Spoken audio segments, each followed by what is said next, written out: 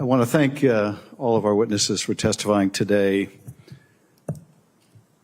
Everyone in this room grew up in a period since World War II where we were used to seeing a world that was ever increasing in its freedoms. We saw walls come down. We saw new nations born. We saw the ever greater ability to express ourselves, to practice our faith, to associate with whom we would.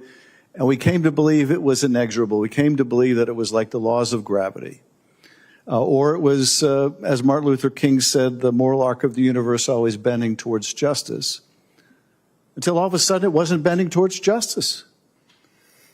And we've come to realize, much to our shock, that there's nothing inevitable about this. There's nothing inevitable about democracy or democratization.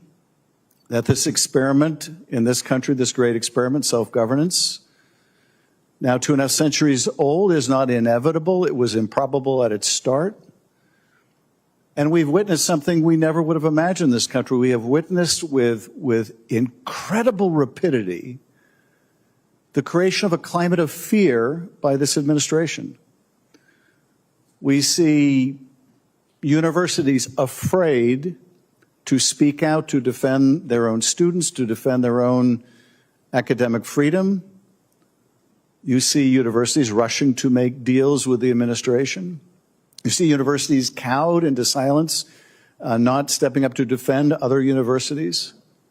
You see members of the press excluded from public events because they don't use the administration's favored parlance. And you don't see other members of the press in solidarity with them. You see law firms rush to cut separate deals. You see lawyers purged from the Department of Justice. You see FBI agents purged from the Bureau. You see scientists purged from their agencies. A wholesale effort to weed out and drive out anyone of independent thinking, anyone who will stand up and defend the rule of law or science or the freedom of thought or expression, right down to ordinary citizens who are now afraid. If the government of the United States can pluck a man off the street and send him to a prison in El Salvador without any kind of due process or any process whatsoever, then no one is safe.